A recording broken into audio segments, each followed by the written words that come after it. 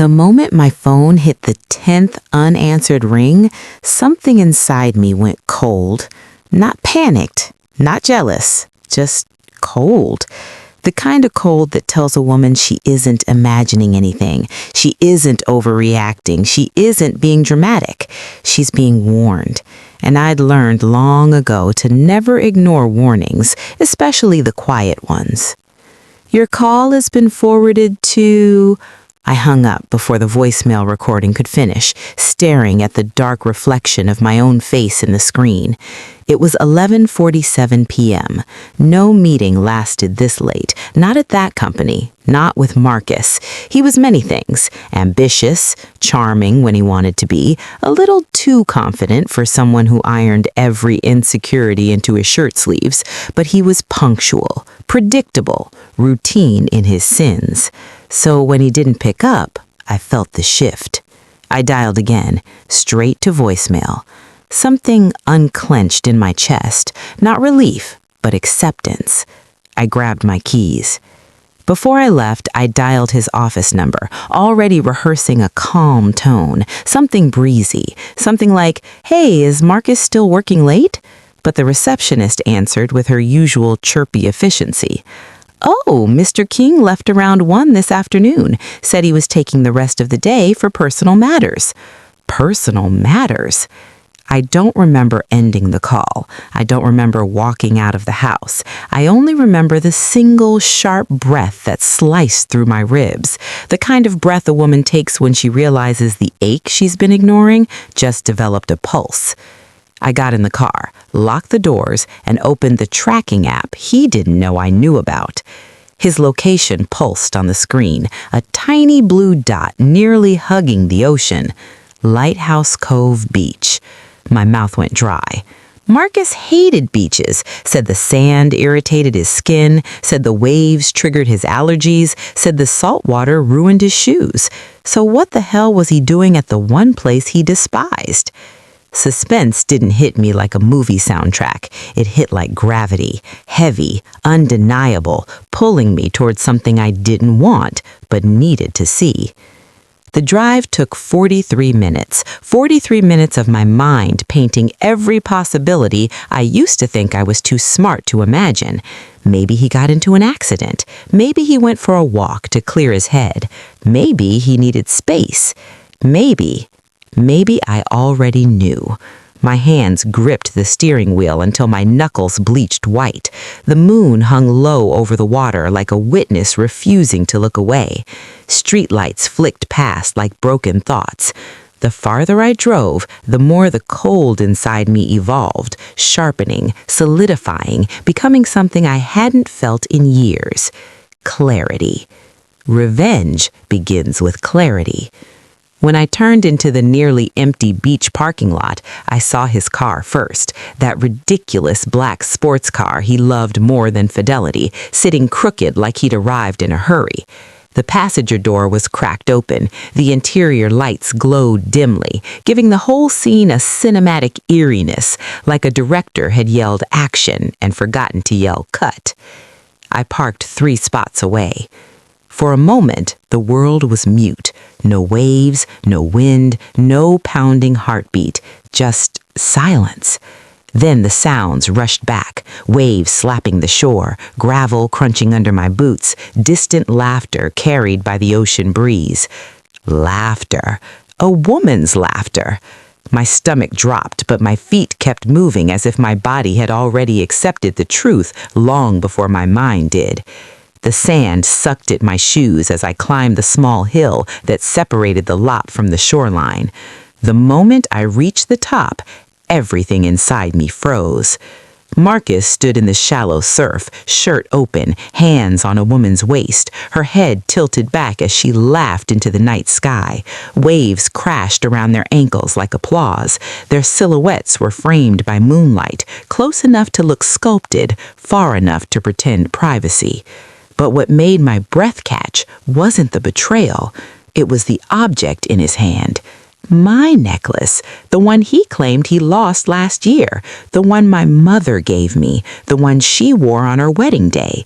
He slipped it around the woman's neck like a lover sliding on a promise.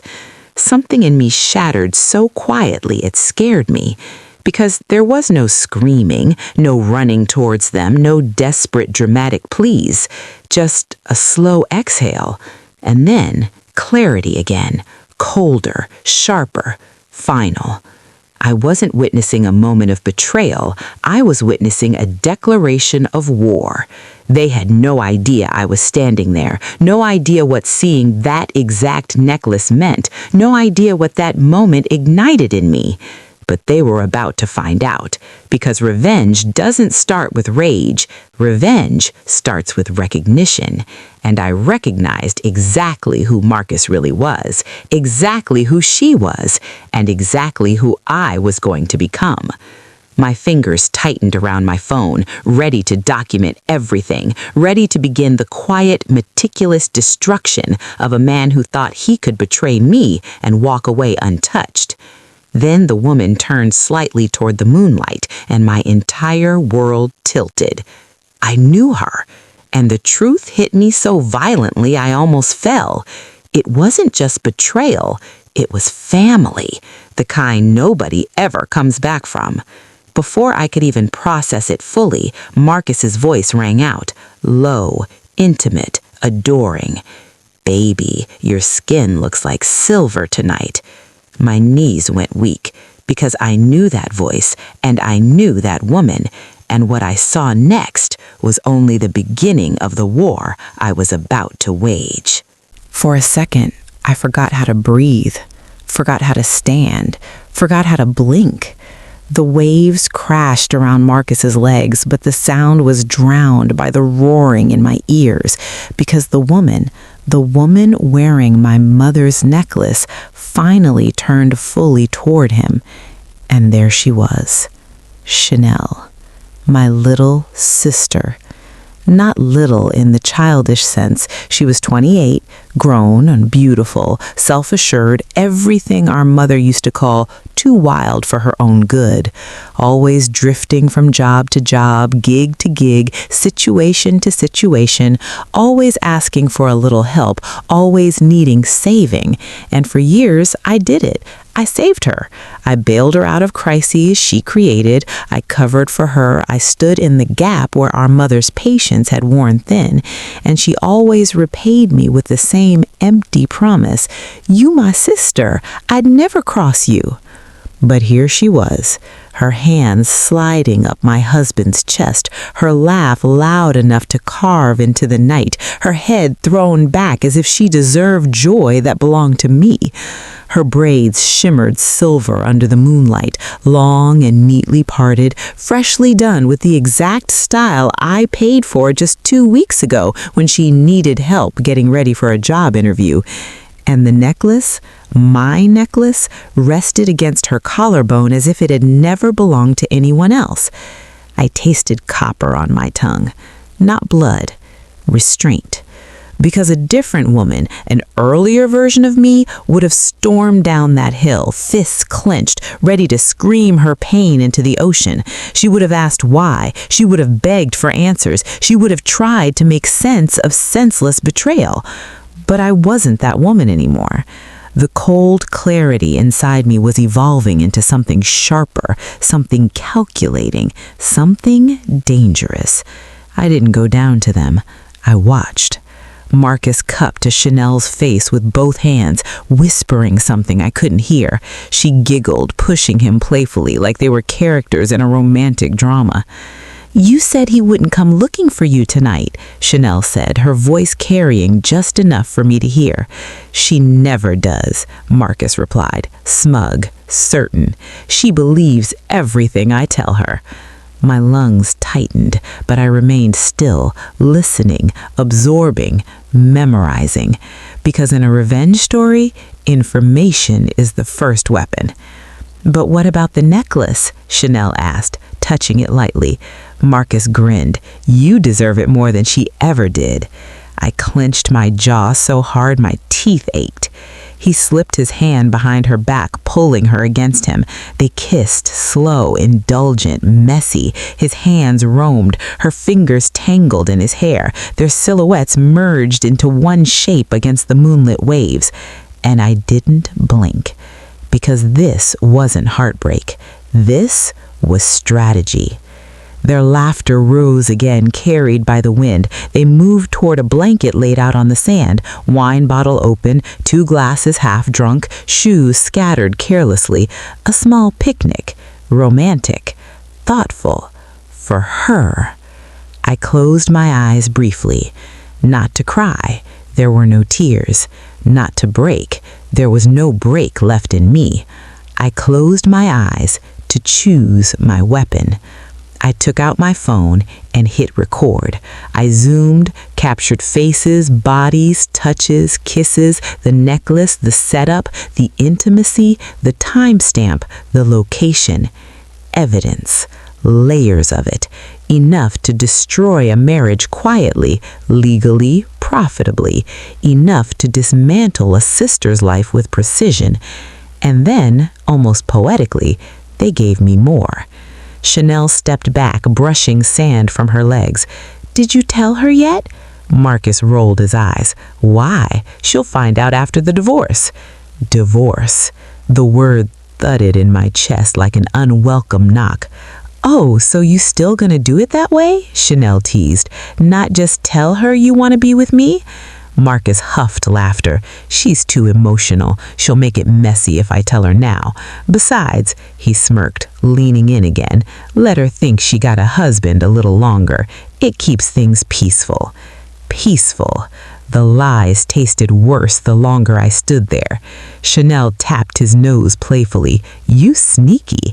He kissed her neck. "You love it." They moved back into the water, splashing each other like teenagers. And I stepped back slowly, sand shifting beneath my heels, covered the phone, disengaged the camera, slipped it into my coat. Chanel screamed in laughter as Marcus lifted her into his arms, spinning her in the surf, both of them glowing in reckless happiness. And I felt absolutely nothing. Not jealousy, not sorrow, not anger, not confusion. Just clarity. I turned back toward the parking lot. Because here's the thing. When betrayal is this deep, when it slices through blood and vows in the same motion, something inside you doesn't break. It transforms. I reached my car, opened the door, and sat for a moment in the dark, engine off, hands steady. My thoughts were aligned, my instincts were sharp, my heart was quiet. Because this wasn't just adultery, this wasn't just disrespect, this was premeditated, collective, familial betrayal. And that requires a different kind of response. Not rage, not chaos, not confrontation, but architecture. Revenge isn't born in screaming. Revenge is born in silence. I turned the key, headlights slicing through the dark.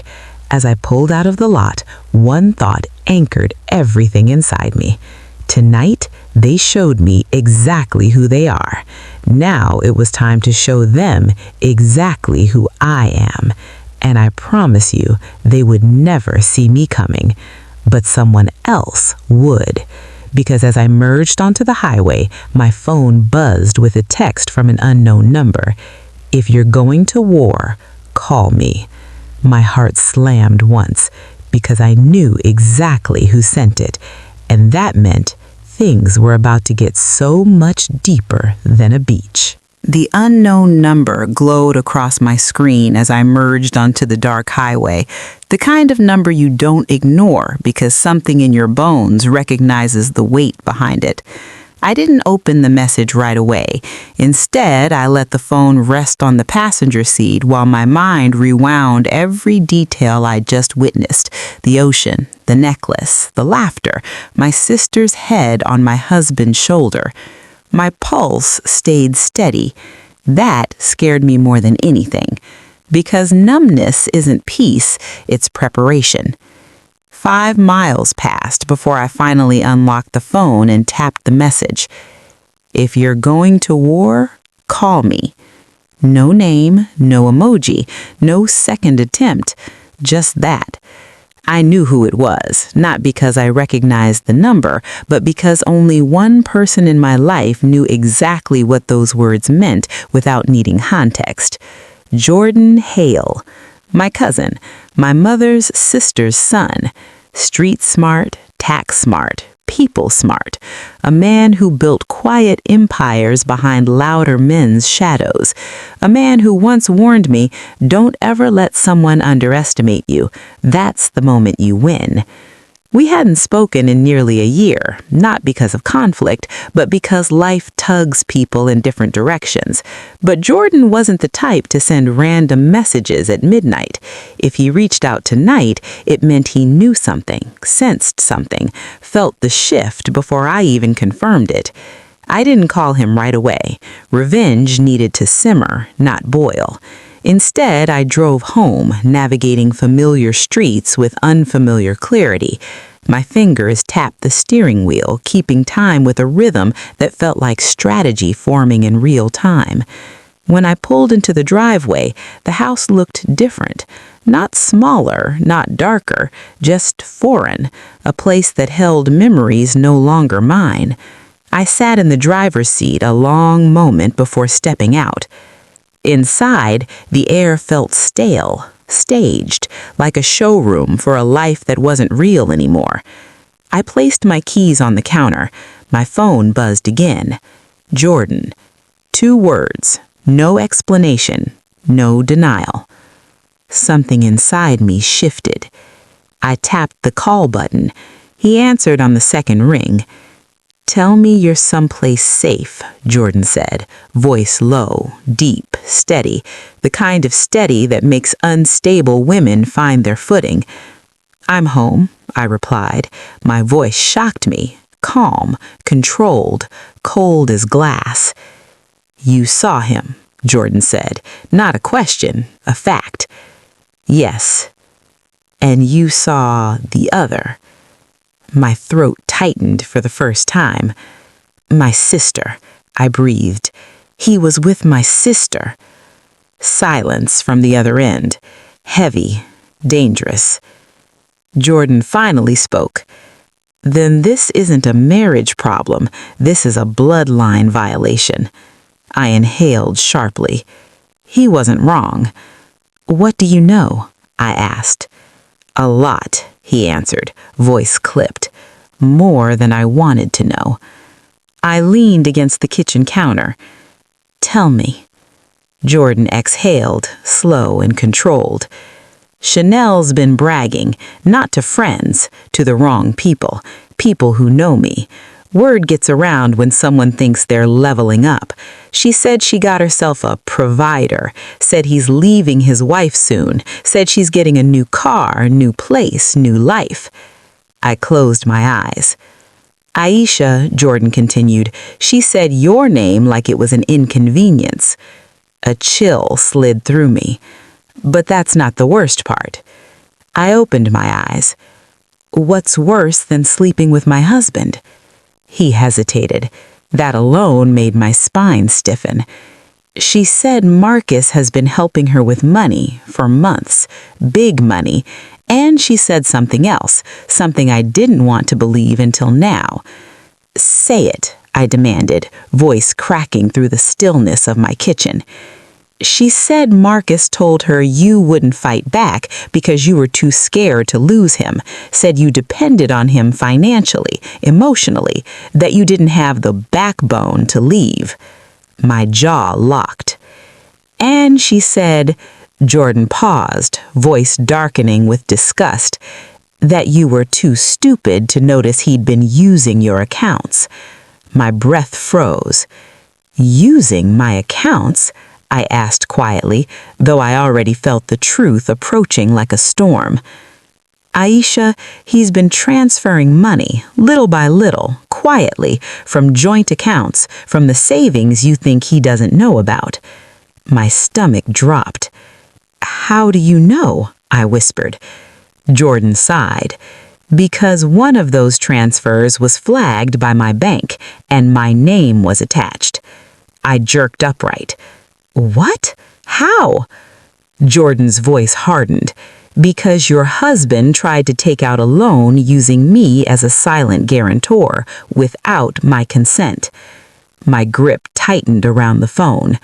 Why would he? Then I realized.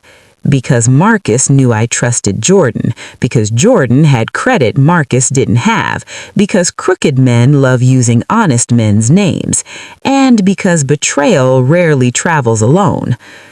Aisha, Marcus is not just cheating, he's building an exit plan, a financial one, and he's using you and Chanel to do it. I leaned against the refrigerator as the pieces clicked into place. Marcus wasn't leaving me for love, he was leaving me for leverage. He was positioning her as the willing accomplice and me as the silent asset. Jordan continued, his tone shifting. And if he's building an exit plan, that means he's sloppy somewhere. We need proof. We need access. We need his patterns. We? I repeated. Yes, we. Because if he's willing to play with your life, financially, emotionally, socially, then he needs to be handled. I swallowed, voice barely audible.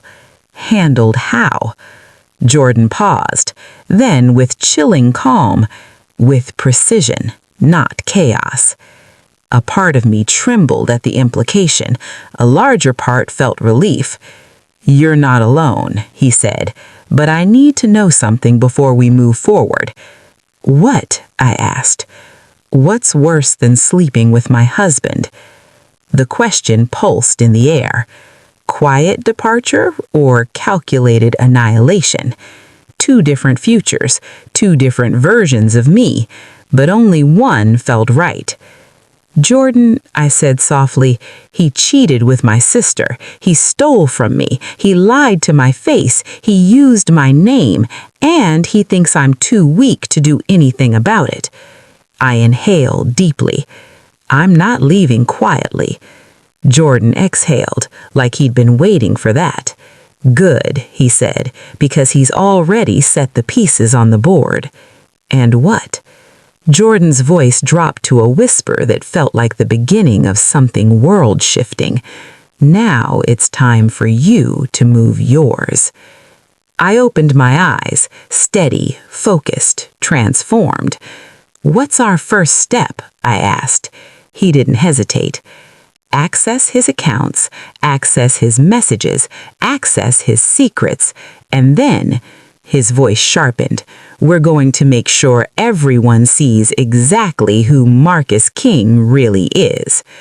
But before I could respond, my phone buzzed again. A second message, this one from Marcus.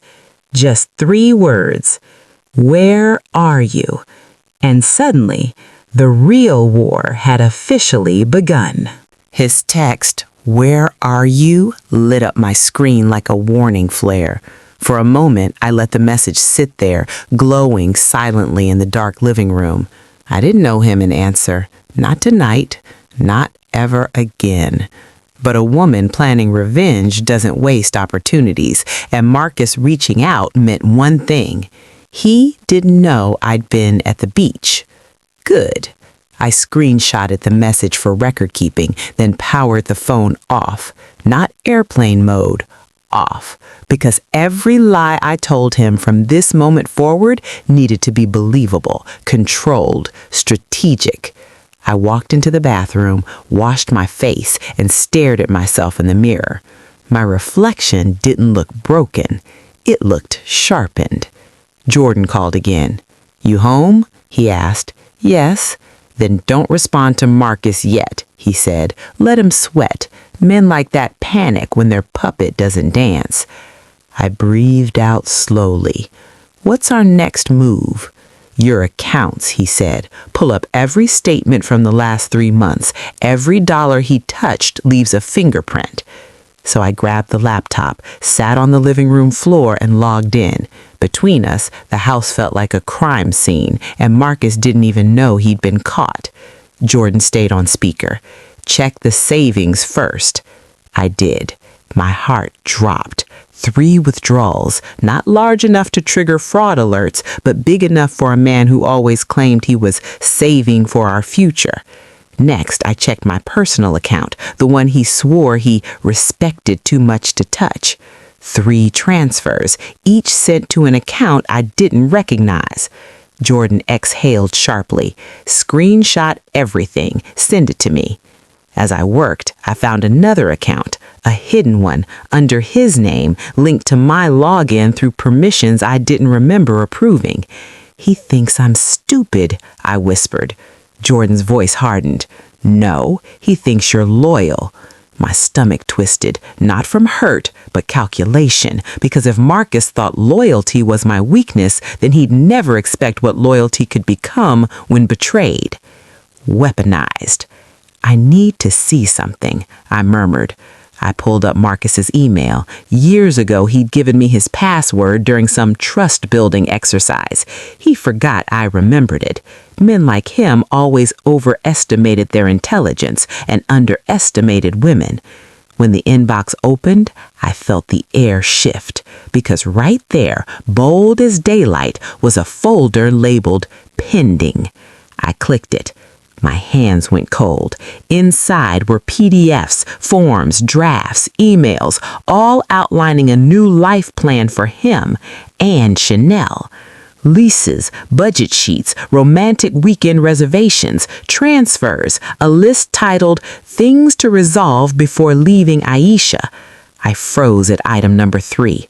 Move Aisha's jewelry to keep for future gifts. My stomach lurched. Item number 5, convince Aisha to co-sign loan if job transfer goes through. Item number 7, don't tell Chanel about joint debt until moved out. Item number 10, pay off balances once Chanel gets her settlement. Settlement? Jordan heard my breathing hitch. What is it? Jordan, I whispered, he's planning something with my sister, a settlement, a lawsuit, something involving money, my money. Jordan went silent, a kind of silence that says a man is calculating violence he can't legally commit. Send it, he says finally, all of it. But as I clicked through more files, a new one appeared, one I almost missed. Prenup amendment proposal. My hand shook. It was a document drafted to make sure I left the marriage with nothing. Jordan inhaled sharply when I read it aloud. Aisha, he's trying to erase you. No, I said quietly, he's trying to steal my life. Jordan's voice dropped. Then tonight is your turning point. Not tomorrow, not later. Tonight. I closed the laptop. What do I do? Jordan gave me the instructions without hesitation. Act normal. Tomorrow morning, go to work. Don't mention anything. Don't send anything suspicious. Don't alert him. But tonight, what? Tonight, gather every document in that house with your name on it. Birth certificate, social security card, titles, tax returns, medical records, anything financial. Put it all in your car. Not a bag he'll recognize, not something obvious. Spread it out. We'll move it tomorrow. I glanced around the living room, the stillness of the house suddenly sinister.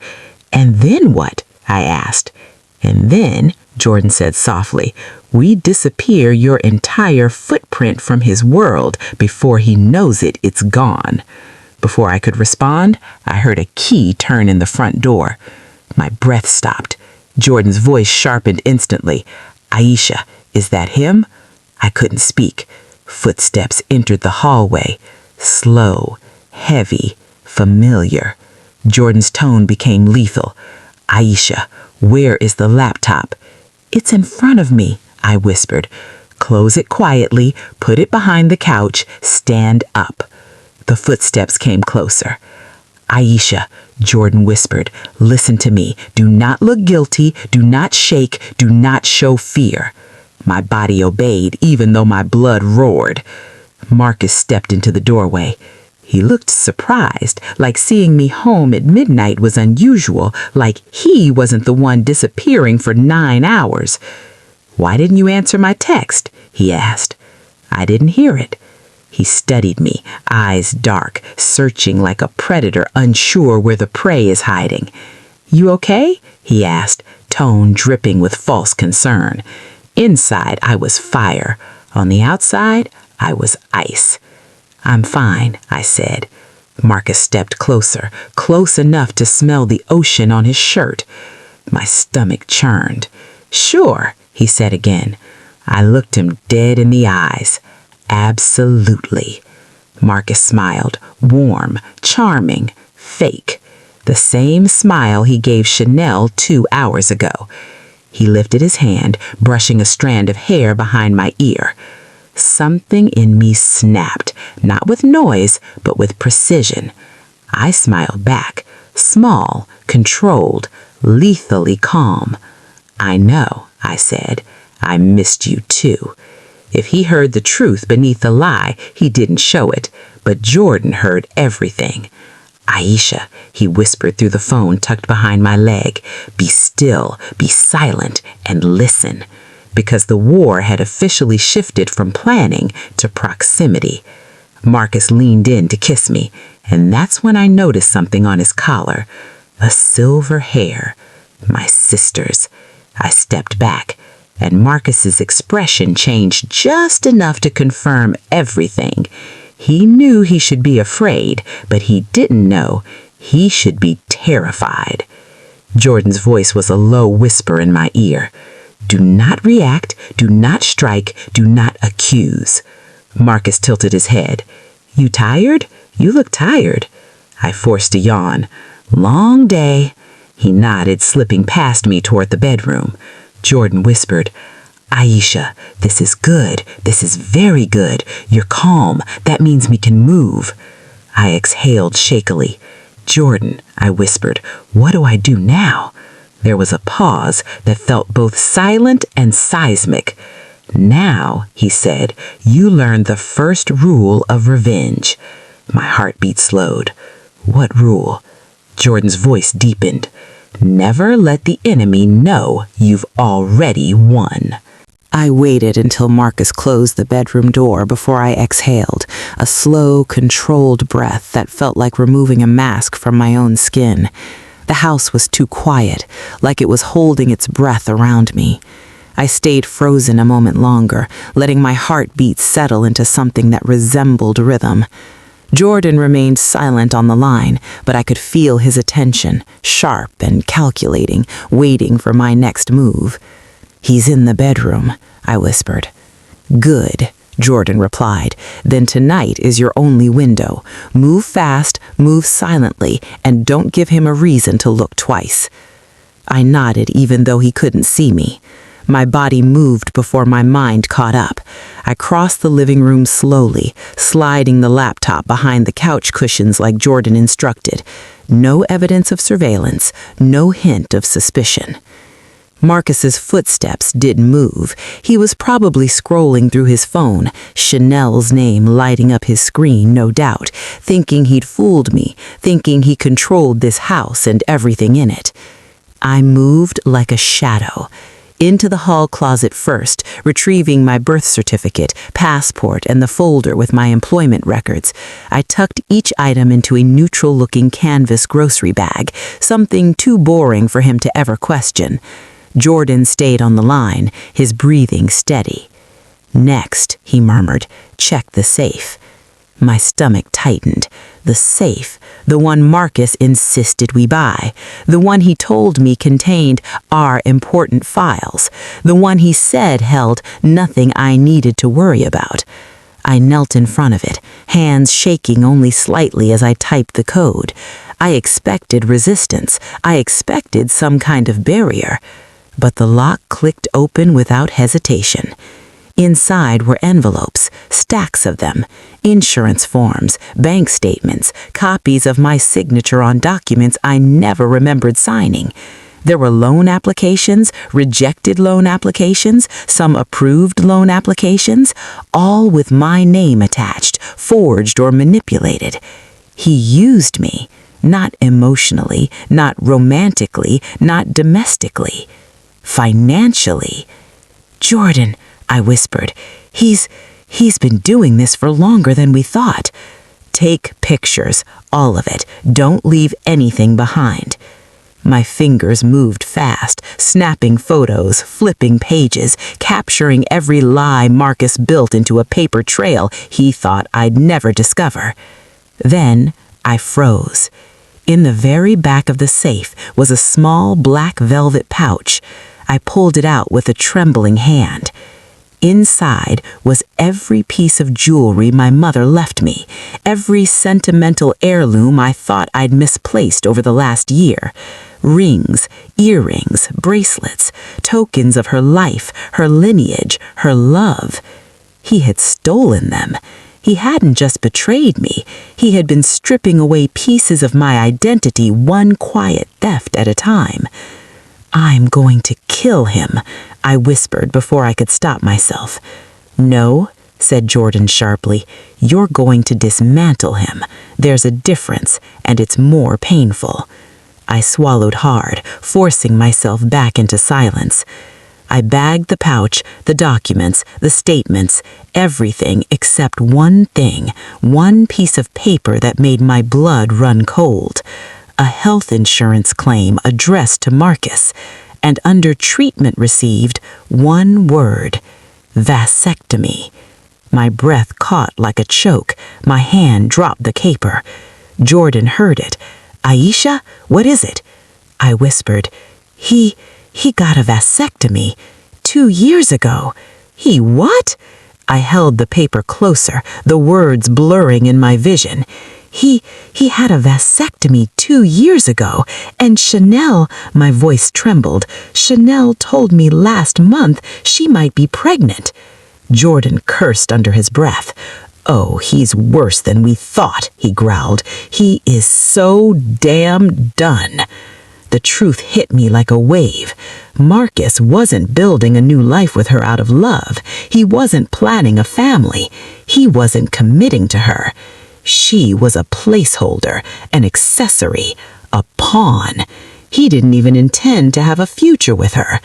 And the cruelty of that stung deeper than the betrayal itself. "She thinks she's special," I whispered. "She thinks he loves her." Jordan inhaled hard. "Then when this hits her, it's going to crush her. But that's not your concern. Your concern is security or freedom and making sure he never gets the chance to hurt you again." I closed the safe, stood up, and steadied myself. Then, footsteps, heavy, coming down the hallway. My heart stopped. I shoved the bag behind the coat rack, straightened my posture, and stepped away from the closet just as Marcus appeared in the doorway. He leaned against the frame, shirtless, pretending warmth, pretending affection, pretending everything was fine. "What are you doing?" he asked, voice casual. I smiled, a soft, practiced lie. "I'm looking for a blanket. The house feels cold." Marcus smirked. "You could have just asked me to warm you up." I wanted to vomit. "I'll be fine," I said. "I'm going to shower." He stepped closer, brushing past me, and I felt the weight of his presence like a stain on my skin. But I didn't flinch, didn't tense, didn't reveal the storm inside me. As I walked toward the bathroom, he called after me. "Hey." I turned. He glanced toward the window, the moonlight catching the sharpness in his eyes. "Love you," he said, tone smooth but hollow. A man practicing sincerity he didn't feel. I tilted my head lightly. "I know," I replied. Then I shut the bathroom door.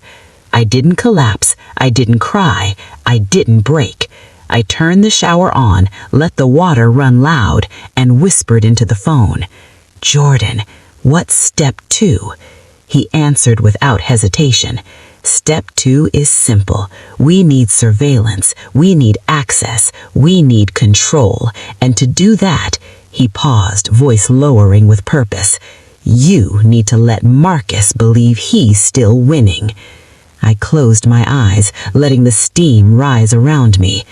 "Can you do that?" he asked.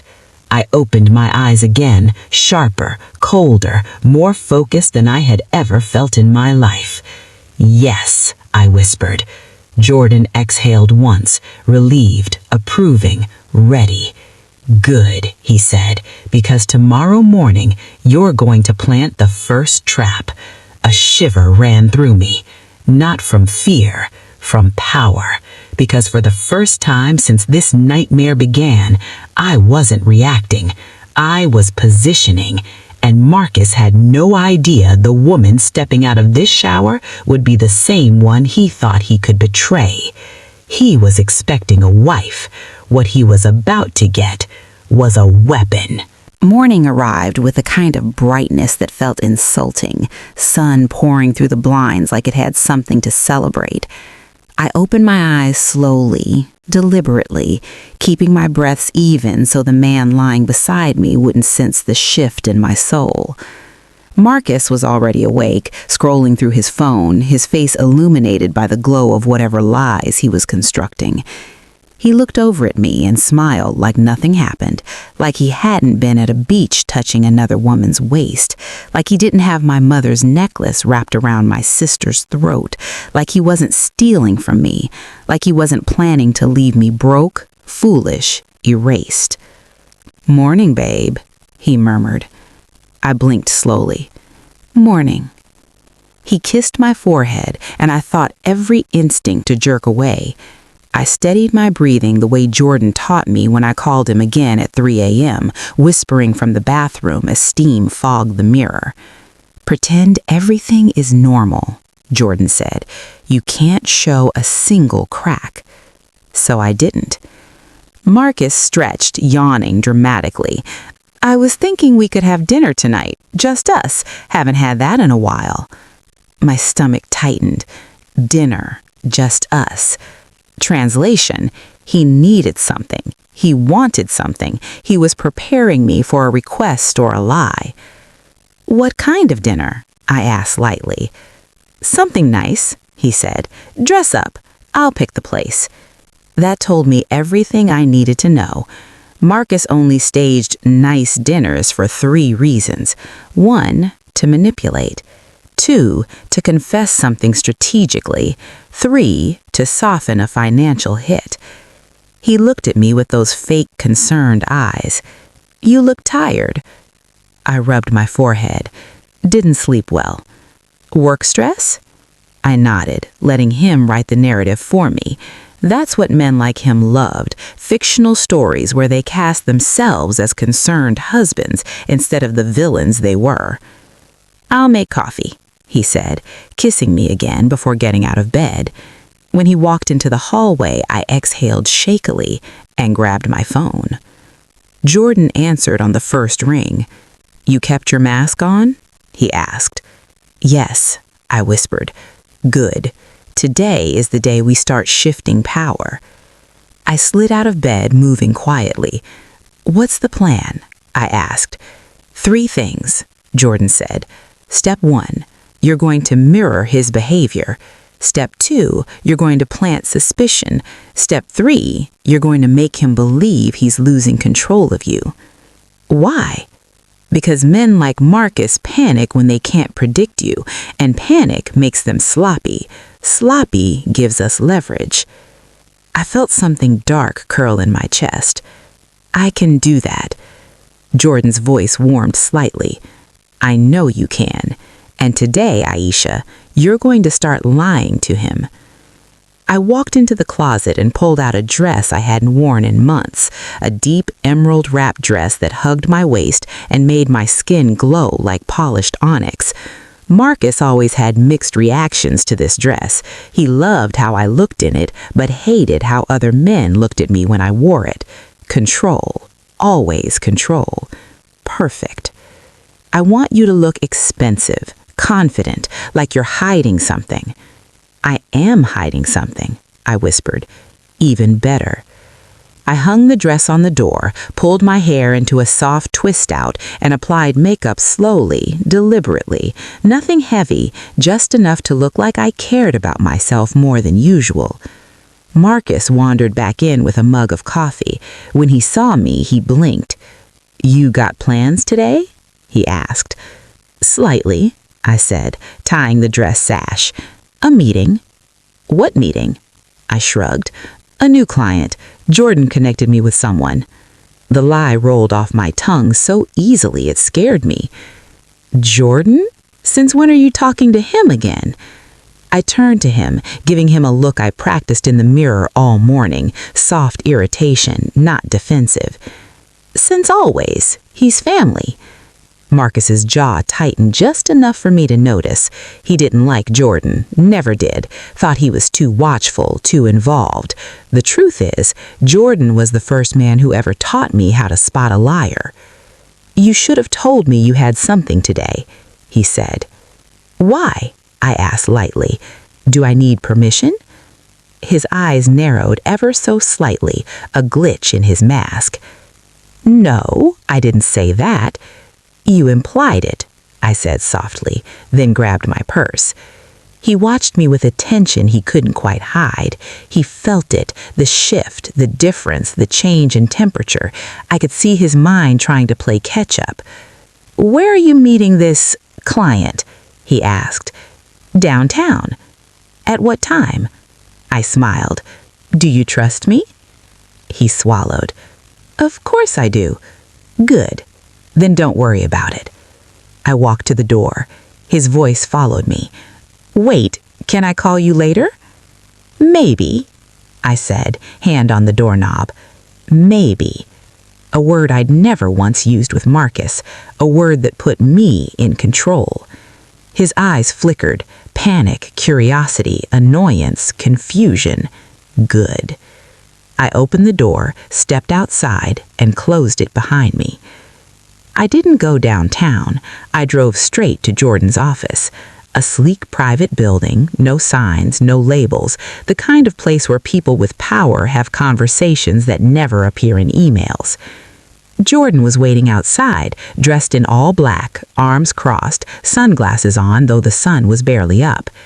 You look like a CEO, he said as I approached. I feel like something else. What's that? A woman who's done being played. Jordan hooked an arm around my shoulders briefly. Comfort, not pity. Recognition. Inside, he guided me to a conference room with a laptop open, documents spread, a folder labeled Operation Kingfall. My breath hitched. You named it? He shrugged. A good war deserves a name. I sat down, feeling the weight of everything. Okay, I whispered. What's step one? Jordan slid a form toward me. Today, we're locking your credit, freezing your accounts, securing your identity, and putting a digital leash on everything Marcus touches.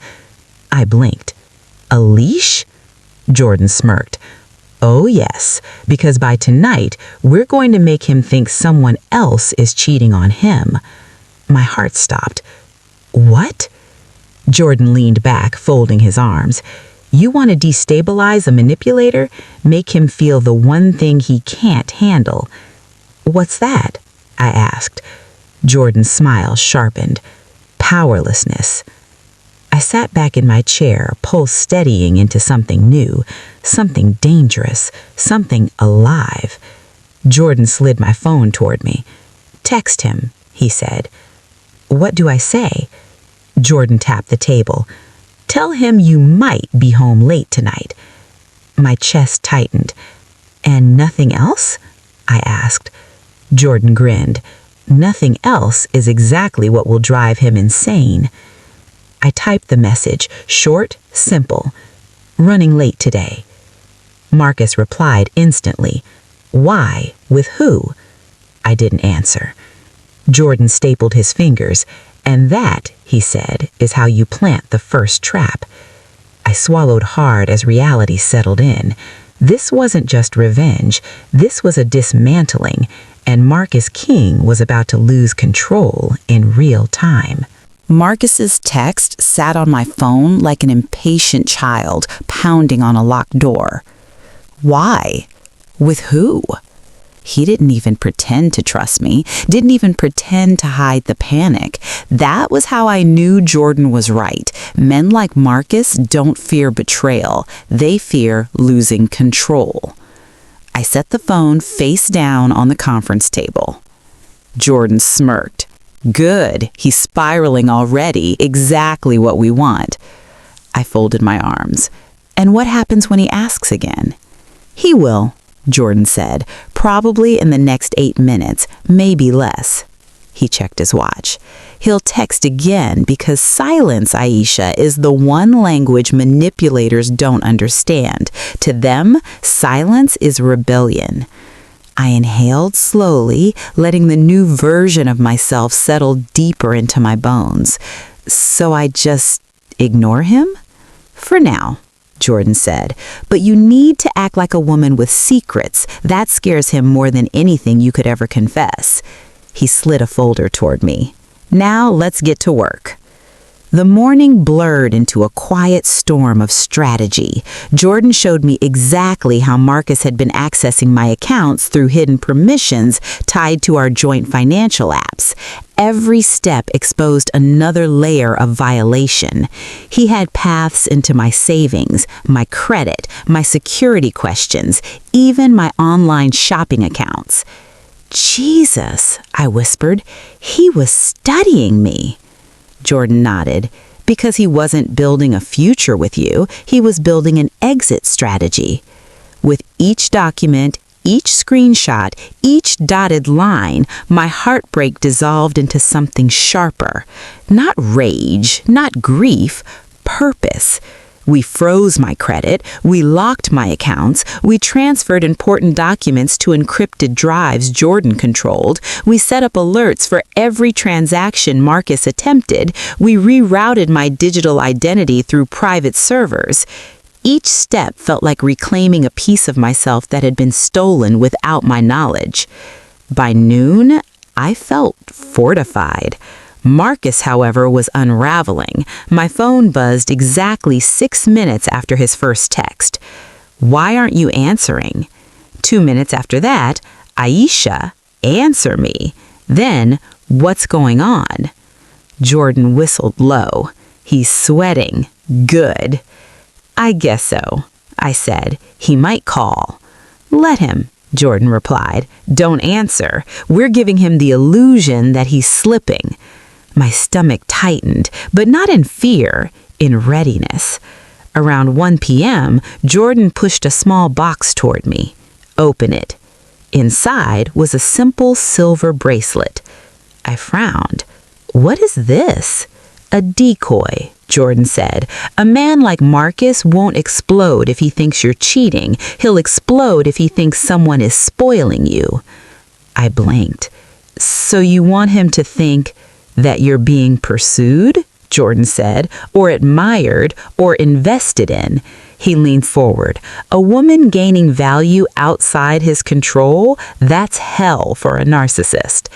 My heart raced. So what do I do with it? Wear it, Jordan said, casually. Let him notice, but never explain. I rubbed the bracelet between my fingers. It wasn't expensive looking, just sleek, elegant, a subtle threat.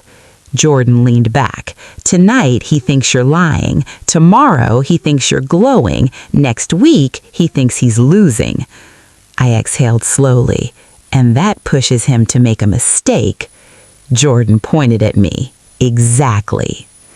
By 3 p.m., I headed back home, not because I wanted to, but because Jordan insisted I return before Marcus started wondering whether he should show up unexpectedly. He can't see you changing your routine, Jordan warned. You must live inside his expectations until we collapse them. So I drove home, my shoulders tense, my mind rehearsing the performance I needed to give. When I opened the front door, Marcus was standing in the kitchen, leaning against the counter, pretending to be casual, but his face had that dangerous stillness, the kind men wear right before they explode. You didn't answer me, he said. I was busy, I replied, taking off my shoes without looking at him. What kind of meeting was it? A meeting. That's not an answer. Then maybe it wasn't a question. His jaw ticked. Aisha, don't play games with me.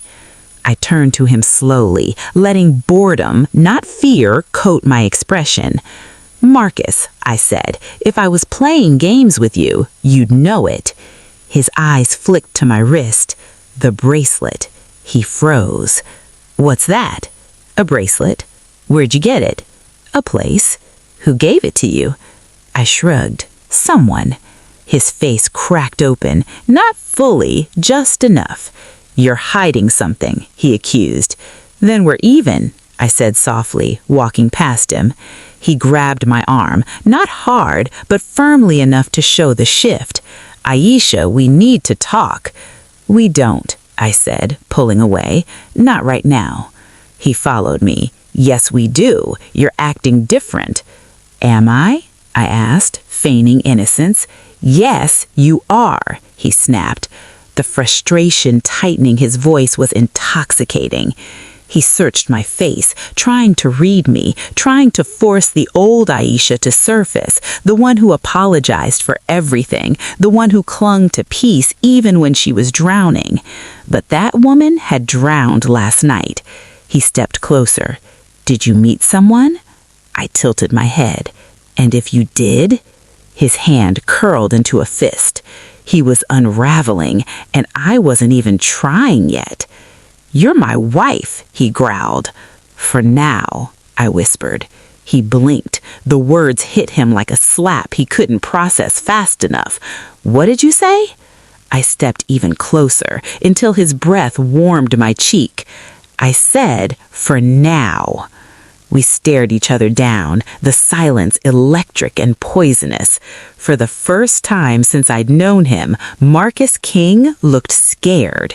But it wasn't fear of losing me, it was fear of losing control over me. I walked past him, heading toward the bedroom.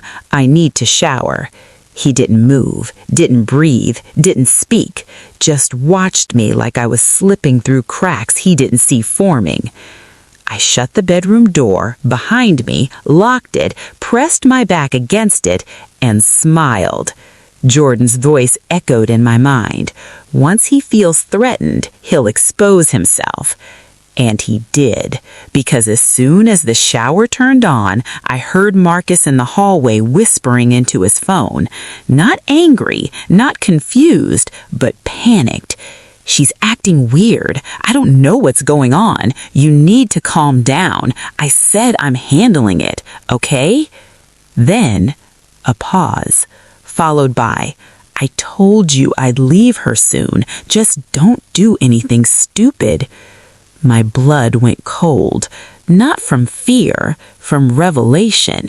He wasn't talking to Chanel. This voice, this tone, this wasn't the person he slept with. This was someone he feared. And the new question hit me like a wave. Who else was Marcus betraying me with? And why was he scared of them? Because my husband wasn't just a cheat. He was trapped in something far bigger. And my revenge story had just evolved into something much darker. His voice, low, frantic, unlike anything I'd ever heard from him, filtered through the bathroom door like smoke, curling under the crack, suffocating any illusion I had that this betrayal was simple, that it was just him and Chanel, that it was only an affair. No. This was layered. This was dangerous. This was connected to people he shouldn't have been speaking to at all. I turned the shower on full blast for cover noise, pressed my ear against the door and listened. Marcus hissed into the phone. I said I'll fix it. You showing up is not an option. A muffled voice replied, male, older, deeper, hard, the kind of voice that didn't negotiate. Marcus lowered his tone even more. She suspects something, okay? I don't know how much she knows yet. My breath caught. So he felt it. Good. She was gone all morning, and she's different. I'm telling you, something is off. The man said something I could only partially hear, but one word cut through clear as a gunshot. Deadline. Marcus's breath hitched. I know, but you can't rush this. If she finds out everything before I'm ready, we're both screwed. Both? Screwed? Just how deep was he in? I closed my eyes. Jordan needed to hear this, but one mistake could blow the whole operation. Marcus's footsteps moved down the hall again. I pulled away and stepped into the shower fully clothed, letting the water soak through my dress as if I'd been under it the whole time. He knocked on the door a moment later. "You okay?" he called. I kept my voice steady. "Yeah, just washing my hair." He lingered, and his hesitation felt like a spider crawling across my skin. "Be out in a minute," I said. Finally, he walked away. I changed into loungewear, simple, soft, unthreatening, a costume. Everything was a performance now. When I opened the bathroom door, Marcus was pretending to straighten the couch pillows, pretending he hadn't been whispering threats down the phone, pretending he wasn't unraveling. "You hungry?" he asked with a stiffness that told me he was avoiding eye contact. I bit back a smile. "Not really," I replied. He nodded quickly, too quickly. Okay, cool." He was rattled, and a rattled man makes mistakes. "I'm gonna step out for a bit," Marcus said suddenly. I feigned mild surprise. "Where?" "Work stuff," he lied. At 7 p.m. on a weekday in the middle of a meltdown. "Okay," I said casually, wiping lotion into my arms. "See you later." He hesitated again, like he wanted me to ask him to stay, beg him to explain, demand answers. But when I didn't, his eye twitched. "I'll be home later," he repeated. "Take your time." That did it. His jaw flexed. He hated that line. He needed me to cling, to chase, to question. I did none of it. When the door finally closed behind him, I waited 20 seconds, then grabbed my phone and called Jordan. "Talk," he answered, urgency already in his tone. "He's meeting someone," I whispered. "A man, someone who's giving him a deadline." Jordan went silent. "What kind of deadline?" "I don't know, but he sounded scared, like scared, and he said we're both screwed." Jordan cursed softly under his breath. "We need eyes on him." I hesitated. "Jordan, what if he's tied to something criminal?" Jordan didn't flinch. "Aisha, he already is." A wave of nausea rolled through me. I sat on the bed. "Okay," I said. "Tell me the plan." Jordan's tone sharpened. "Do you still have the tracking app?" "Yes." "Good. Activate it. Then we're going to do something even better." "What?" Jordan exhaled. "We're going to clone his phone." My heart thudded. Is that legal? Legal? No. Useful? Absolutely. He paused. "He forfeited your consideration the moment he used your accounts and your identity." I inhaled heavily. "How do we do it?" "The next time he leaves his phone unattended, you bring it to me for 5 minutes. I'll take care of the rest." I frowned. "He guards that thing like it holds his soul." "Exactly, which means whatever he's hiding is on it." I paced the room. "He took it with him when he left. He won't risk leaving it in the hands of whoever he's meeting. He'll keep it on him. But tonight isn't about getting the phone." "Then what is tonight about?"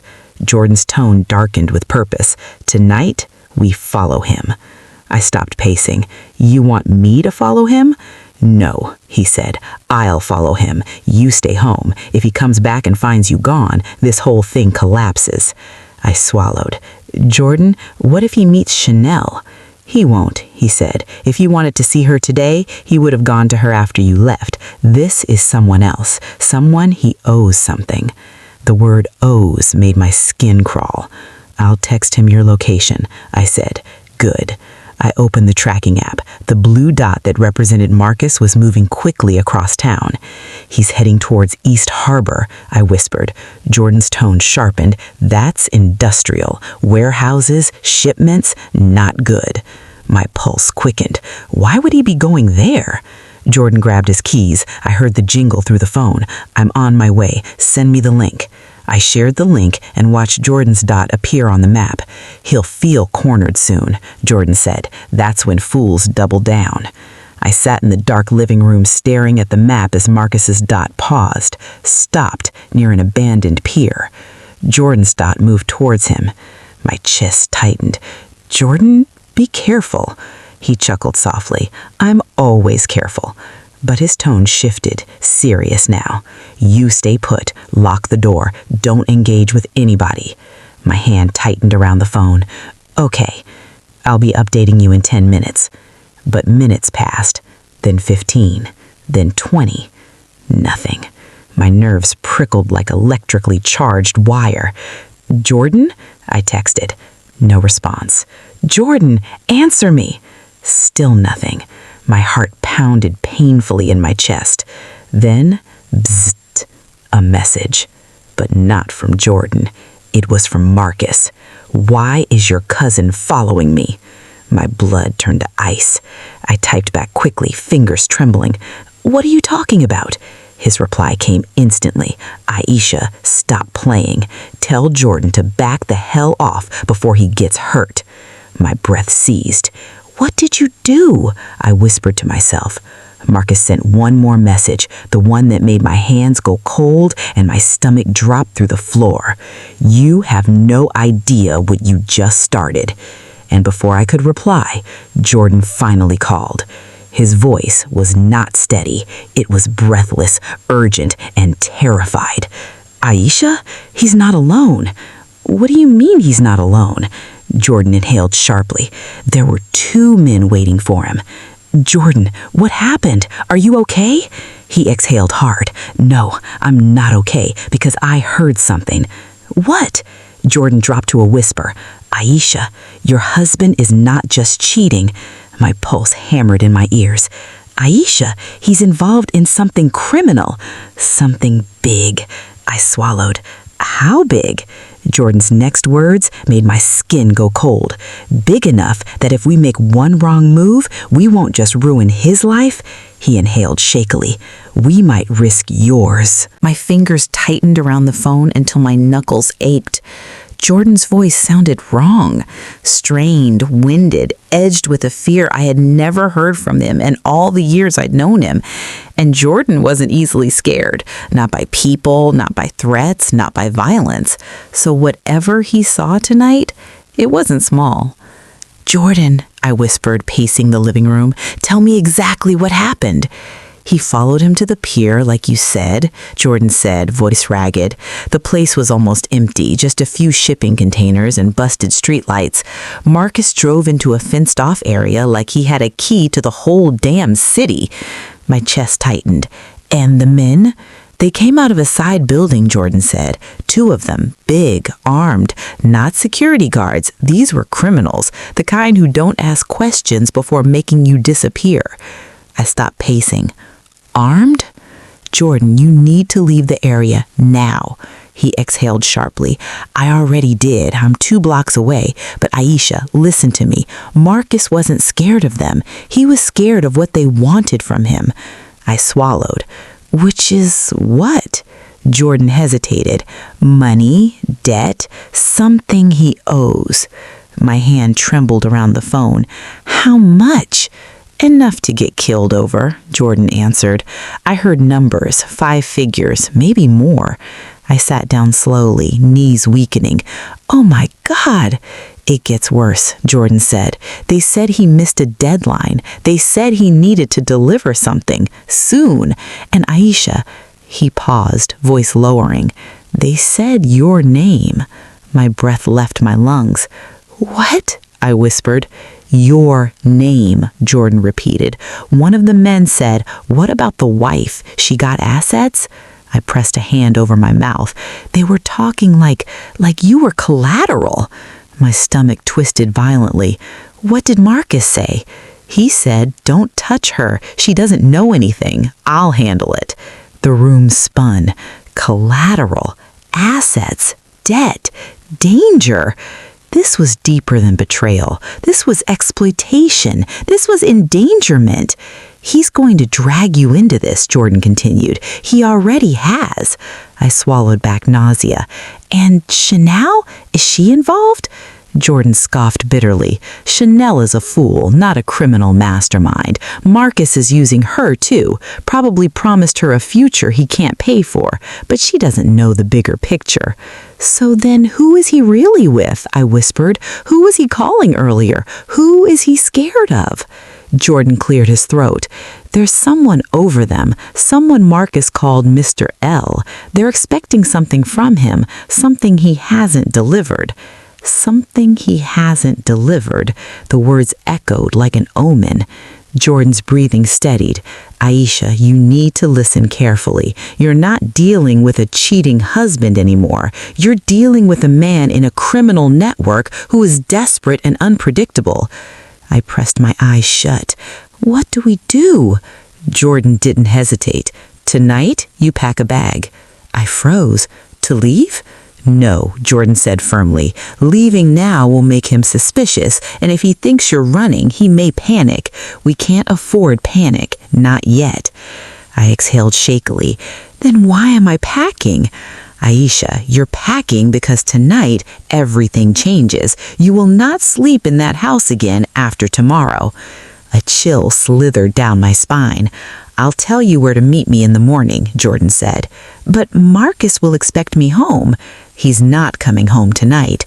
My heart jerked. How do you know? Because he's terrified, and terrified men don't go home to face the women they lie to. They hide. I rubbed my forehead. What do I do right now? Jordan lowered his voice. Act normal. Turn off the lights, get into bed, pretend you're asleep. When he texts again, don't respond. In the morning, you leave exactly like you always do. I nodded slowly. And then, I asked. And then, he said, we go to the bank, to the police, to a lawyer, but not in that order. My pulse quickened. Who first? Jordan said, lawyer, someone who knows how to protect victims of financial crimes and domestic manipulation, someone who knows how to bury men like Marcus under their own paperwork. I felt faint. Jordan, why does this feel bigger than divorce? Because it is, he said. This isn't just divorce, this is extraction. The word terrified me, and yet it fit. Jordan continued, but before all that, I need one thing from you. What? I whispered. A calm face. No tears, no fear, no brokenness. I inhaled shakily. Jordan, I'm scared. I know you are, he said softly, but listen to me. You're smarter than him. You're stronger than him. And right now, you are the only calm one in a world full of people panicking. I didn't feel strong. I didn't feel calm. I felt like a woman standing on the edge of a cliff she never chose. Jordan took a breath. There's one more thing you need to know. I squeezed my eyes shut. Okay. Marcus wasn't just talking to criminals, Jordan said. What do you mean? He mentioned something about a shipment and about money being locked up because of you. Because of me? I whispered. Yes, Marcus had merged our accounts, taken loans in my name, used my credit, stolen my documents. Jordan continued. He said he needed you to sign something tomorrow. My throat closed. Did he tell you about any paperwork? No, I whispered. Jordan cursed under his breath. Then he's planning to ambush you. He's going to pretend it's something harmless, a refinance, a work document, a contract, maybe a deed. But whatever it is a trap. I felt sick. You cannot sign anything, Jordan said. I won't, I whispered. Then Jordan grew silent, and his silence terrified me more than his words. Jordan, what aren't you saying? Aisha, he said, finally, voice low, I think Marcus is planning to use your signature to cover his debt. My blood ran cold. And if you don't sign willingly? Jordan paused, voice tightening. I think he plans to force you. My knees buckled. Jordan, he wouldn't. He would, Jordan said. He absolutely would. I've seen men like him before. When they're desperate, they become dangerous. My breath turned shallow. Jordan, you need to be 10 steps ahead of him, Jordan continued, because tonight wasn't just betrayal, it was your warning. I swallowed hard. Jordan, what if he comes home early? What if he tries something tonight? Jordan's voice darkened. If he comes home tonight, call me immediately. I'll be parked around the corner. I froze. You're near my house? Aisha, he said, I'm not leaving you alone right now. Emotion stabbed at my chest, unexpected and overwhelming. Thank you. Don't thank me, he murmured. I should have checked on him sooner. I sat in the quiet for a moment. Jordan, what if this gets worse? Jordan inhaled. It will, he said, but that's the good news. My brow furrowed. How is that good? Because the worse he gets, the more he exposes, and when he exposes, he loses. I closed my eyes, letting his words seep into the cracks forming inside me. Now, Jordan said, turn off the lights, get into bed, and when he looks at you tomorrow, he'll have no idea you're already planning his downfall. I nodded slowly. Jordan, I whispered. Yes? What do we call tomorrow? Jordan exhaled, the sound filled with quiet fire. Phase 2, he said, the part where Marcus realizes his wife is not the victim, she's the storm. A shiver crawled up my spine, and as I lay down in darkness, listening to the hollow silence of a house built on lies, I whispered one truth into the shadows. I'm ready. I didn't sleep, not even for a moment. I lay there in the dark, eyes open, heart pacing slow and steady, like it had synchronized itself with a survival instinct I never knew I had. Every small sound made my body tense, a car door outside, a branch scraping the window, the hum of the refrigerator. Part of me kept listening for Marcus's key in the door, for his heavy steps on the hardwood, for the shift in air pressure that always announced his presence before he spoke. But he never came home. That alone told me everything. A man only avoids home when home becomes inconvenient. And right now, I was inconvenient. At 6:12 a.m., sunlight cracked the blinds. The house looked different in daylight, exposed, hollow, like someone had drained the warmth from the walls. I sat up slowly, stretching my fingers, grounding myself. Jordan texted as if he'd been watching the sunrise with me. Jordan, you awake? Me, yes. Jordan, he didn't go home. Good, that helps us. Today is phase 2. Me, what do I do? Jordan, control the morning. Make him react to you, not the other way around. I inhaled deeply and stood. Shower, dress, pack your bag, act normal. I moved through each step like a choreographed dance. For clothes, I chose something soft but polished, a cream turtleneck, tailored slocks, gold hoops, hair in a neat twist-up. Not sexy, not sloppy, just put together, present, prepared. Harris hated when I looked too confident. It made him ask questions. Perfect. I zipped the small bag Jordan told me to prepare, documents, essentials, a spare phone he gave me, and the bracelet.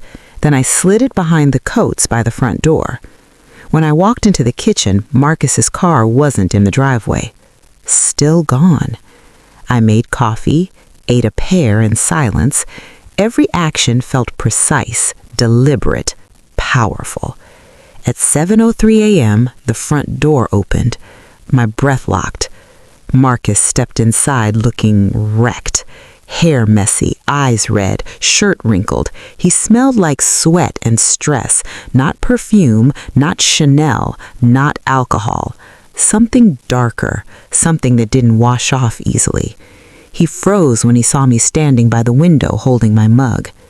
"You're up," he said. "I usually am," I replied calmly.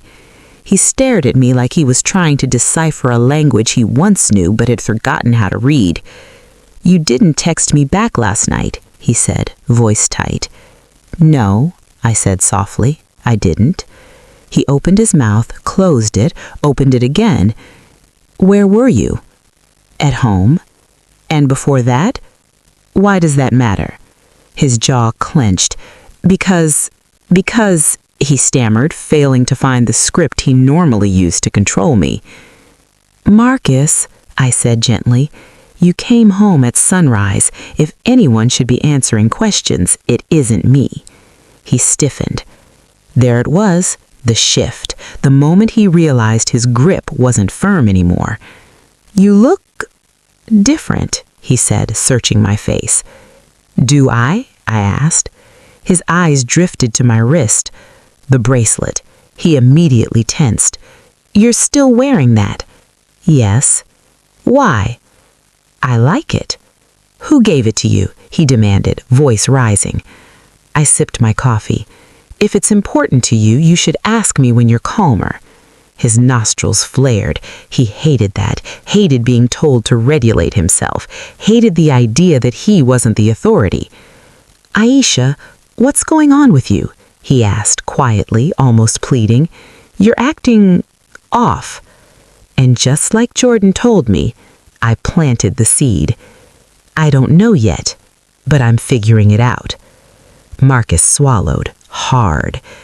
Aisha, are you seeing someone? I tilted my head.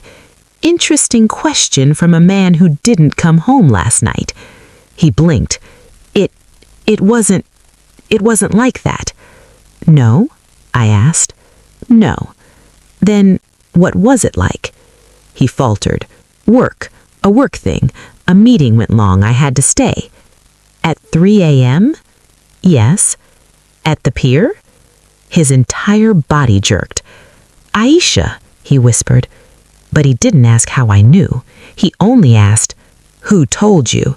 And in that single question, he revealed everything.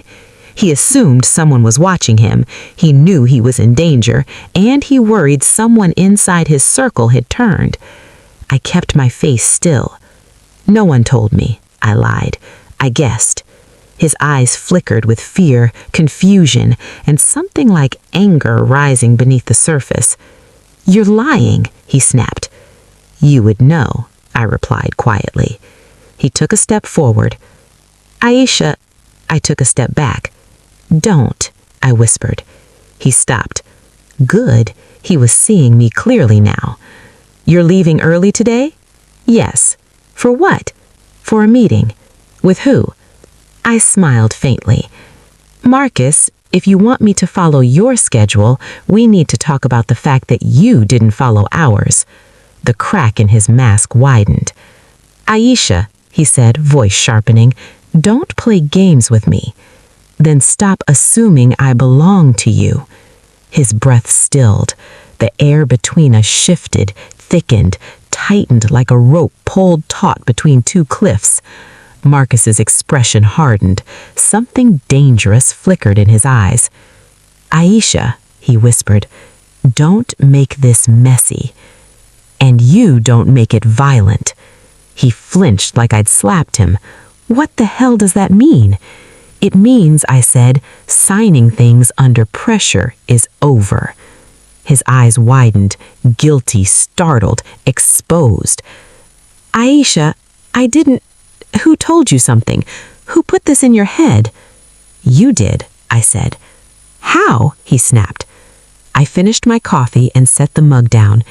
Because men who want clean consciences don't say things like, don't make this messy. He exhaled shakily, rubbing his face hard. Okay, fine. We'll talk later, tonight. Dinner, we're still doing dinner. I'm busy tonight, I said. His head snapped up. Doing what? Does it matter? I asked. Yes, he growled. It matters. I grabbed my purse. I'll be home when I'm home. He followed me toward the door. Aisha, don't walk out on me. Not like this. I turned, fixing him with the calmest expression I'd ever worn. I'm walking out exactly like this. And Marcus, he froze, you should be more worried about the mess you made than the questions I'm not answering. His face drained of color. I opened the door, and that's when his voice cracked for the first time. Aisha, please don't do anything stupid.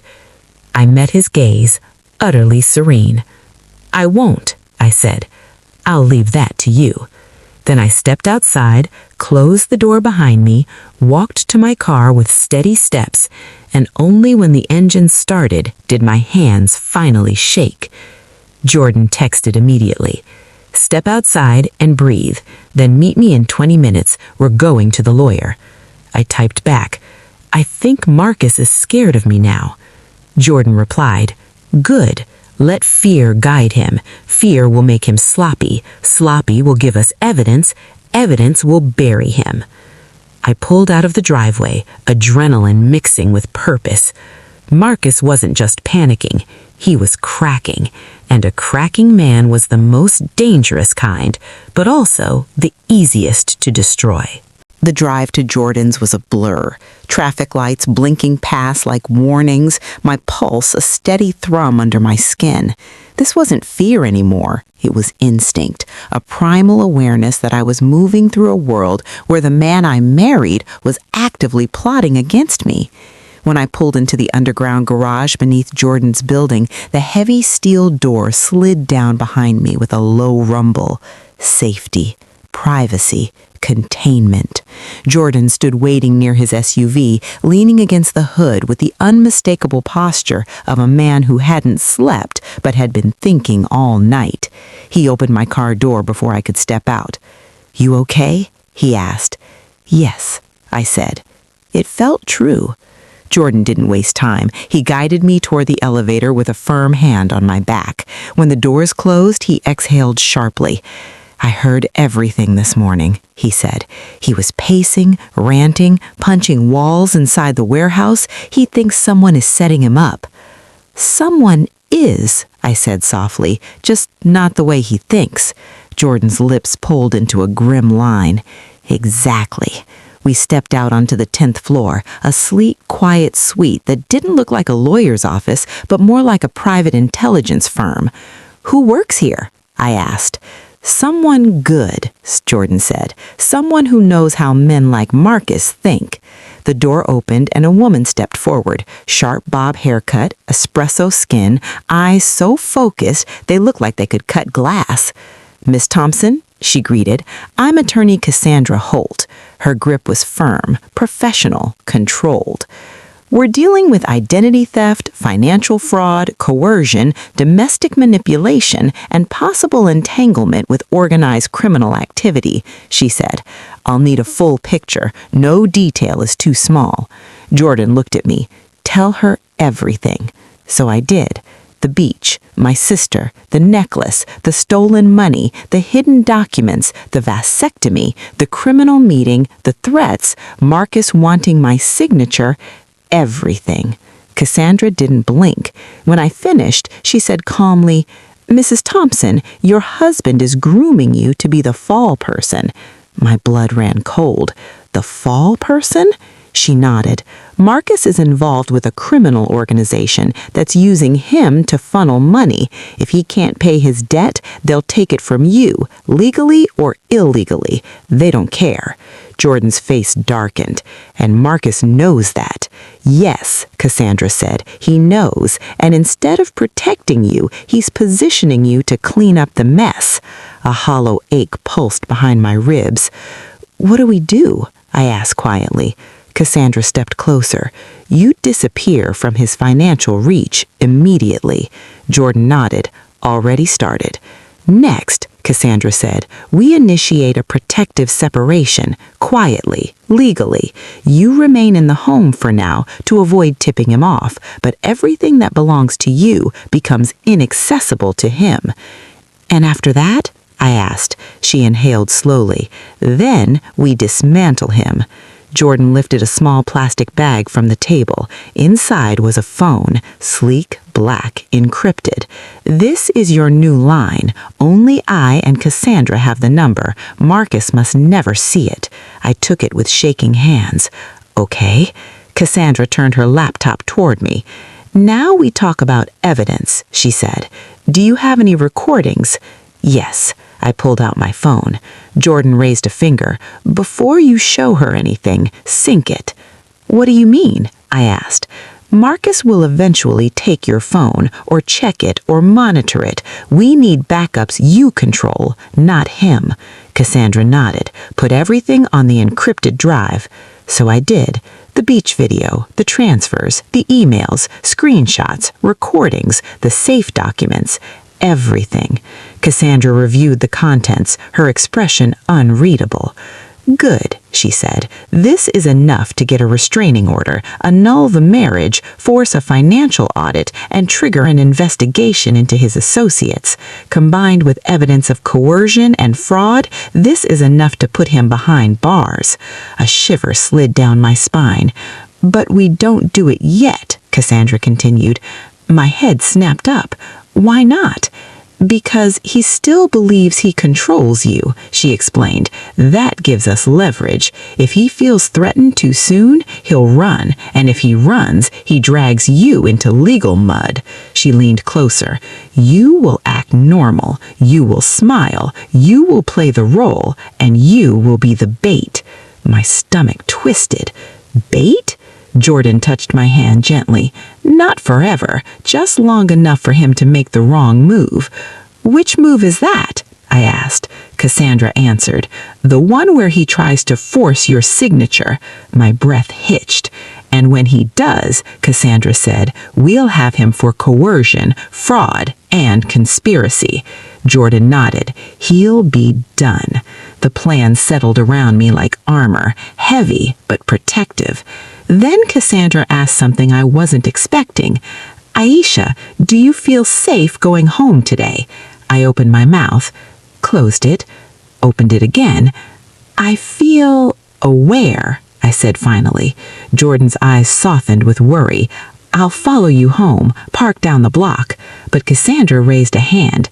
Actually, she needs to arrive home alone. Jordan tensed. Why? Because Marcus is watching her behavior. If he senses she's not scared, he'll keep underestimating her. If he senses someone is helping her, he'll panic. And panic leads to violence, Jordan murmured. Exactly. My throat tightened. So I pretend? Yes, Cassandra said gently. Pretend, but with purpose. I nodded, slow, steady. Jordan drove me back, but he peeled away before we reached the block. I parked in the driveway, heart pounding, scanning every shadow. The house was silent. Inside, Marcus wasn't there. Relief washed over me, brief, thin. I walked into the bedroom and froze. On my side of the bed was a stack of papers neatly placed, waiting for me, a pen on top, and a note in Marcus's handwriting. Sign these before I get home. It's important. My blood went icy. Jordan's words rang like a bell in my mind.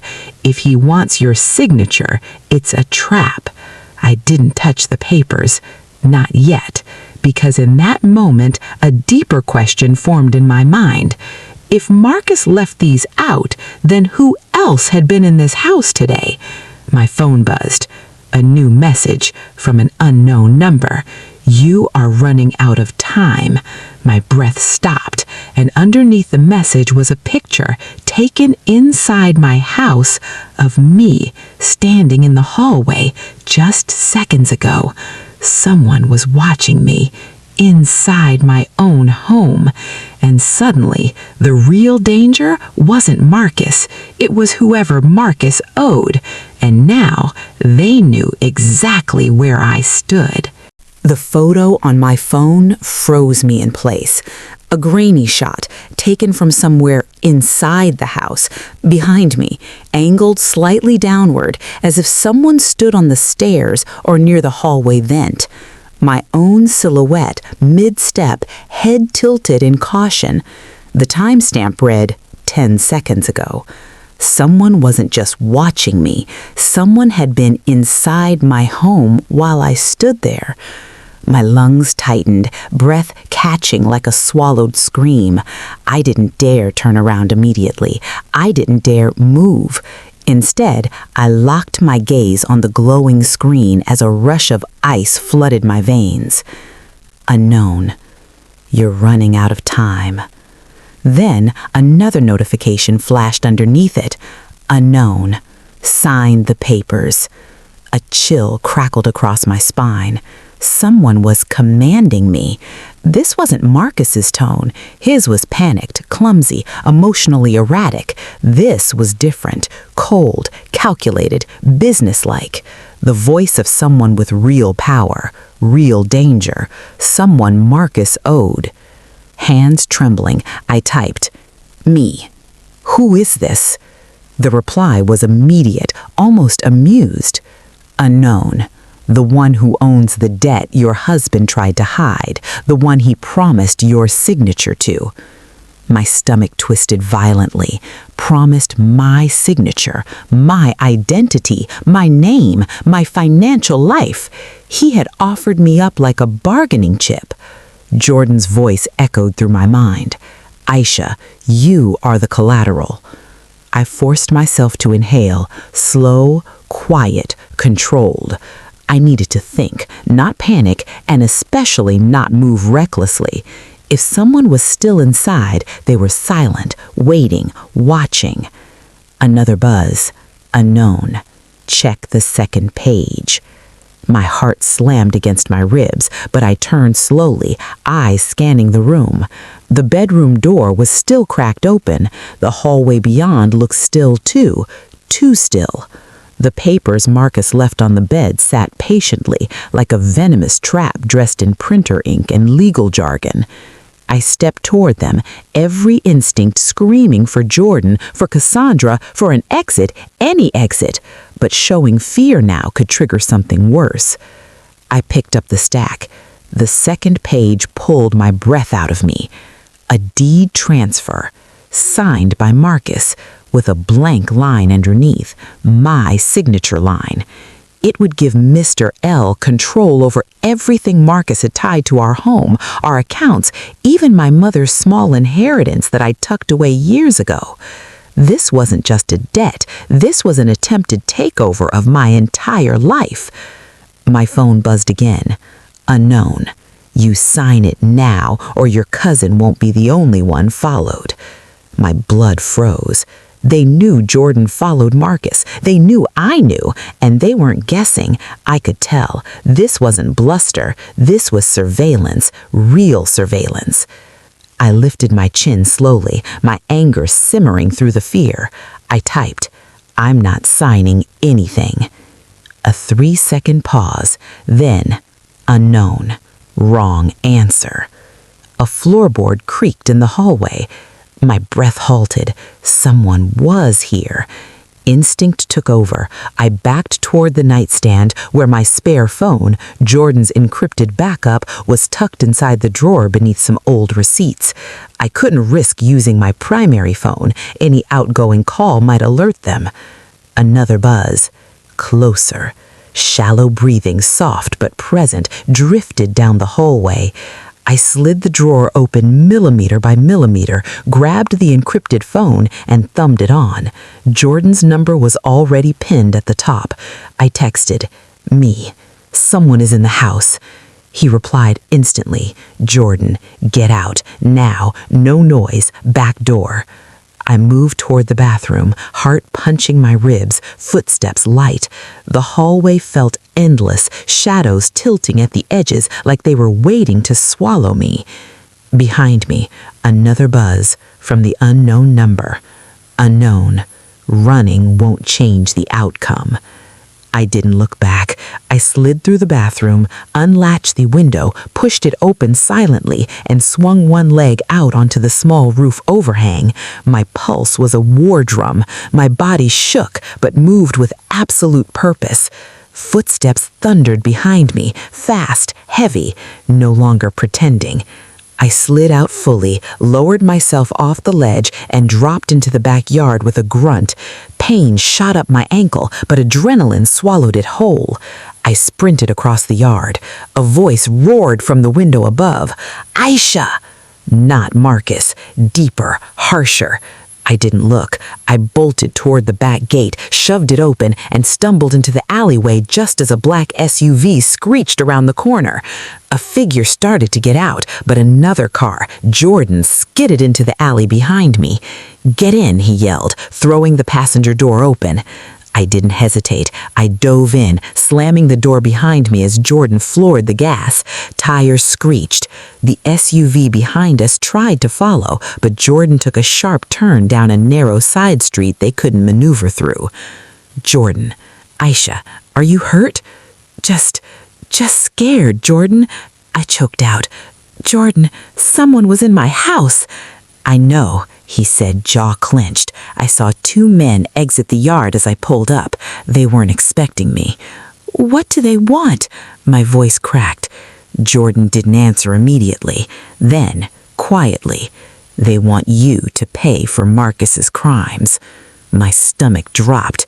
"They want control of your accounts, your inheritance, your assets, everything Marcus told them he had access to." My hands shook violently. "Jordan, he really did it. He really sold me out." "Aisha," Jordan said, soft but fierce, "he didn't sell you out. He tried to, but he failed, and now he's desperate and cornered." I stared out the window as we sped away from the neighborhood that once felt like home. Jordan reached over and squeezed my hand. "We're going straight to Cassandra. Tonight. Not tomorrow. Tonight." I nodded, tears finally burning hot behind my eyes.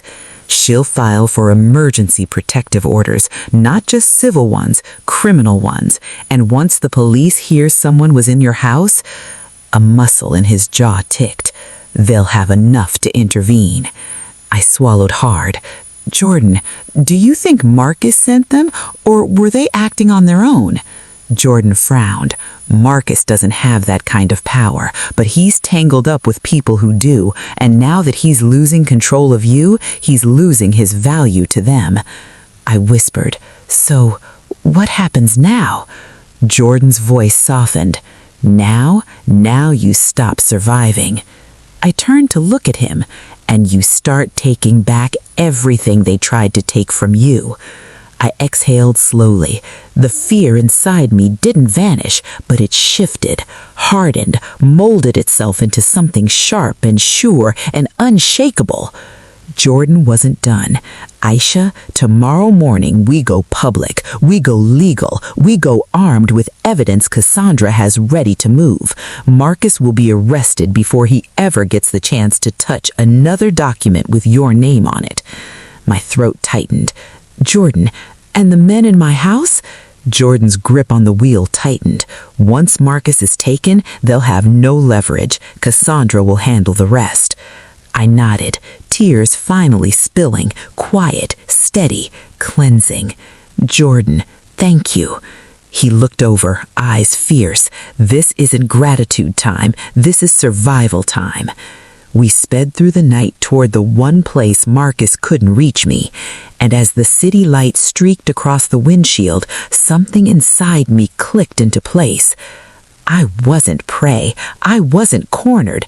I wasn't powerless. I was rising, burned but rising, bruised but rising, betrayed but rising. And when this was over, Marcus would not recognize the woman standing across from him in court, the woman who no longer feared him, the woman he underestimated, the woman he tried to break. He would finally see me for who I truly was, a woman he could hurt but not defeat. I wiped my face, lifted my chin, and whispered to myself, "I'm done being the one who runs. From this moment on, I pursue, I reclaim, I restore, I rise." And when they tell my story, let them say, Aisha didn't just survive the storm, she became it. If you learned something new from my life story, please like this video, subscribe to join our community for more stories like mine, and comment down below where you're watching this video from. I'd truly love to know.